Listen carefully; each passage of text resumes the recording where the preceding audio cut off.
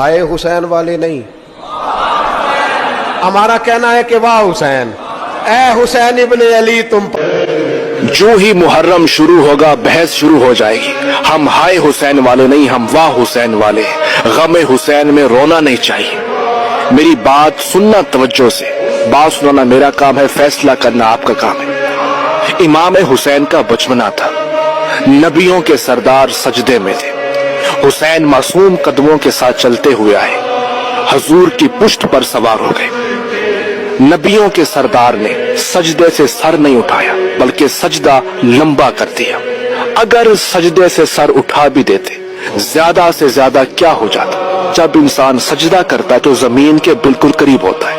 या हुसैन उठते या मस्जिद के सहन में गिर जाते। ना कोई तकलीफ होती, ना कोई चोट आती। लेकिन नबियों के सरदार को हुसैन से इतनी मोहब्बत थी, हजूर ने सजदा लंबा कर दिया। लेकिन इतनी भी तकलीफ गवारा नहीं की कि हुसैन को छोटी सी भी तकलीफ पहुंचे, कहीं हुसैन थोड़ा सा गिर ना जाए। सजदा लंबा कर दिया जब तक हुसैन उठे नहीं। अब खुद ही फैसला करना।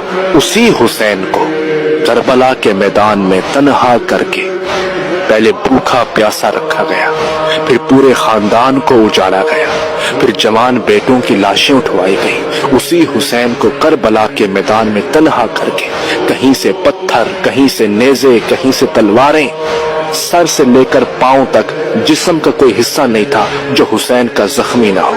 जिस हुसैन को नबियों के सरदार चूमते थे, उसी हुसैन को करबला की तपती हुई रेत पे भूखा प्यासा रखने के बावजूद मारा नहीं गया, ज़िब्हा किया गया।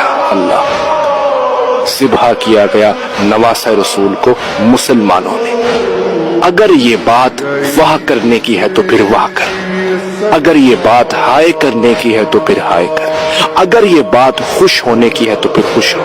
अगर ये बात गम मनाने की है तो जी भर के गम मनाओ। गमे हुसैन में रोने के लिए शिया सुन्नी होना जरूरी नहीं। इंसान का